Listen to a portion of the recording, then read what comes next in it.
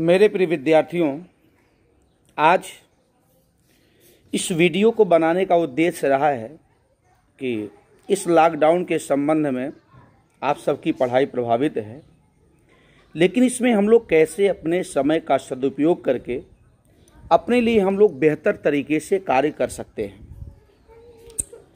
देखिए, इस समय सबसे ज़्यादा ज़रूरी है कि हमारे जो विद्यार्थी, खासकर जो इंटर लेवल की पढ़ाई पढ़ रहे हैं, चूँकि इंटर के बाद उनको विभिन्न क्षेत्रों में जाना है।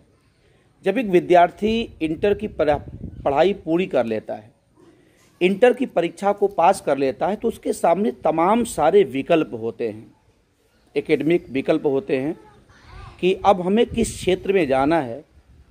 बीए करें, बीएससी करें, बीकॉम करें, बीटेक करें, मतलब तमाम सारे रास्ते खुले होते हैं। लेकिन किसी भी क्षेत्र में जाने के लिए, किसी भी क्षेत्र के एंट्रेंस एग्जाम को क्वालिफाई करने के लिए हमारी बेसिक चीज़ें, बेसिक कॉन्सेप्ट जो होते हैं वो क्लियर होने चाहिए। यानी जो हमारी नींव है वो नींव मजबूत होनी चाहिए। तमाम सारे विद्यार्थी ऐसे होते हैं जो आगे की कक्षाओं की पढ़ाई तो पूरी कर लेते हैं, लेकिन पुरानी चीज़ें उनकी तैयार नहीं होती, बेसिक चीज़ें उनकी तैयार नहीं होती, और इसके लिए उन्हें आगे तमाम प्रकार की समस्याओं का सामना करना पड़ता है। तो ये आपके लिए एक बेहतर समय होगा कि आप पहले पहचान करें कि कौन सा विषय, उस विषय का कौन सा पार्ट आपका कमज़ोर है और उसे अच्छे से तैयार करने का प्रयास करें। जो भी पार्ट आपका कमज़ोर है उसको, आपके पास पुराने नोट्स होंगे, पुरानी किताबें होंगी, पुरानी कापियाँ होंगी, और आपके घर में जो गार्जियन होंगे उनकी मदद से आप उस पार्ट को मजबूत बनाने का प्रयास करें। क्योंकि जब आपका पार्ट मजबूत हो जाएगा तो आगे आपको समस्याएं नहीं होंगी। क्योंकि कोई भी एग्जाम, जिसे मान लिया जाए कि जब आप इंटर के बाद किसी एग्जाम को देंगे, कोई एंट्रेंस एग्जाम को देंगे, तो निर्देश में, वैकेंसियों में साफ साफ लिखा होता है कि इंटर लेवल का एग्जाम, इंटर स्तरीय एग्जाम। तो हम लोग सोचते हैं कि इंटर लेवल का एग्जाम है, बड़े आराम से क्वालिफाई कर पाएंगे। लेकिन यहाँ एक समस्या होती है। उसने कहा है इंटर स्तरीय एग्जाम, इंटर लेवल का एग्जाम।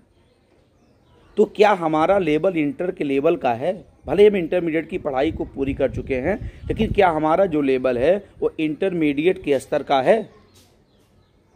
यानी इंटरमीडिएट के स्तर का लेवल हमारा तब होगा कि जब हम कक्षा 1 से लेकर के इंटर तक जो कुछ भी पढ़े हैं, जो भी सब्जेक्ट पढ़े हैं, उस सब्जेक्ट से अगर हमें कहीं से कोई एक क्वेश्चन उठा करके पूछ लिया जाए तो मैं सहजता के साथ उस प्रश्न का उत्तर दे पाऊँ, तब माना जाएगा कि हमारा जो लेवल है, जो हमारा स्तर है, वो इंटर के स्तर का है।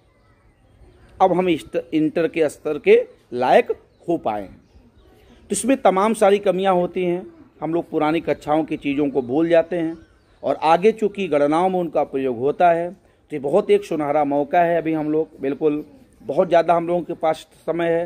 तो हमारे विद्यार्थी अगर चाहें तो पुरानी कमियों को दूर कर लें। अगर हम पुरानी कमियों को दूर नहीं करते हैं तो इंटर के बाद जब विद्यार्थी विभिन्न बड़े बड़े शहरों में तैयारी करने के लिए जाते हैं तो उन्हें समस्याएं होती हैं। इसके लिए फिर वो कोचिंग लगाते हैं, बहुत ज़्यादा समय बर्बाद होता है, तमाम उन्हें असुविधाएँ होती हैं, पैसे भी बर्बाद होते हैं और समय उनका बर्बाद होता है। तो अगर उन कमियों को अभी से हम लोग दूर कर लें तो निश्चित रूप से आगे हमें कोई समस्याएँ नहीं होंगी। और दूसरी बात, इस समय जो मौका मिला है उसका हम लोग सदुपयोग करें। अपने सिलेबस की किताबों को ज़्यादा से ज़्यादा पढ़ने का प्रयास करें। हमारे यूपी बोर्ड के विद्यार्थियों के अंदर सबसे बड़ी कमी होती है, मैंने देखा है, अपना आज तक का अनुभव बता रहा हूँ, कि वो बुक को नहीं पढ़ते, किताबों को नहीं पढ़ते। मोटी मोटी फिजिक्स की, केमिस्ट्री की और मैथ की किताबें, बायोलॉजी की किताबें खरीदते हैं, केवल प्रश्नावली देखते हैं कि जब टीचर पढ़ा देता है तो उसमें कौन कौन सी आंकिक प्रश्नावली हैं, तब वो किताब पढ़ते हैं केवल सवाल को हल करने के लिए, जबकि उसका विधिवत अध्ययन करना चाहिए। क्लास मटेरियल प्लस बुक, पूरा दोनों मिल करके पूर्ण सिलेबस आपका कंप्लीट करना है। क्योंकि हर चीज़ क्लास में पढ़ाना संभव नहीं होता है। अध्यापक आपको उसकी समरी बताता है, उसका सारांश बताता है, लेकिन बहुत सी कुछ चीज़ें आपको किताब के माध्यम से भी मिलती हैं। जितनी बातें किताबों में है, सब कुछ पढ़ाना संभव नहीं है।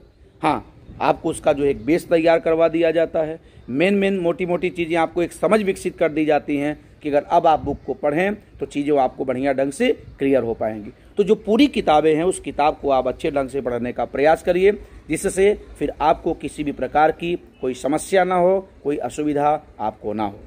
तो किताबों को जरूर पढ़ें, कई बार पढ़ें, क्योंकि एक ही विषय पर 10 किताब को पढ़ने से बढ़िया होता है कि एक ही किताब को 10 बार पढ़ लिया जाए तो उस विषय पर हमारी समझ विकसित हो जाती है, हमारी पकड़ मजबूत हो जाती है और चीज़ें हमें बिल्कुल स्पष्ट हो जाती हैं। रेगुलरिटी मेंटेन रखनी चाहिए।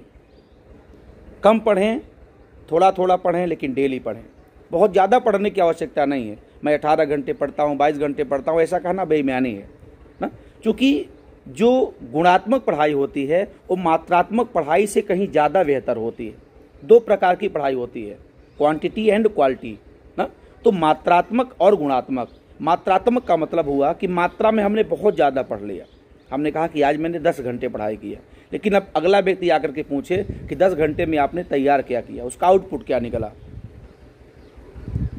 और किसी ने 1 घंटे ही गुणात्मक पढ़ाई किया, क्वालिटीपूर्ण पढ़ाई किया, और अगले आदमी से कह दे कि पूछिए जो पूछना हो इस टॉपिक से हमें, और वो सब प्रश्न का उत्तर देने में सक्षम हो जाए, जिसे कहते हैं गुणात्मक पढ़ाई। तो हमें मात्रात्मक पढ़ाई पर नहीं, हमें गुणात्मक पढ़ाई पर ध्यान देना चाहिए। क्वालिटी बेस्ड पढ़ाई होनी चाहिए, रेगुलरिटी मेंटेन होनी चाहिए, और इस अवसर का हम लोग सदुपयोग करें। जो हमारी चीज़ें कम क्लियर हैं, कम तैयार हैं, जो पार्ट हमारे कमज़ोर हैं, उन्हें किताबों के माध्यम से, नोट्स के माध्यम से या विभिन्न तरीकों से जो भी वैकल्पिक व्यवस्था हो सके उससे दूर करने का प्रयास करें, तो निश्चित रूप से हमारे लिए बेहतर होगा। धन्यवाद।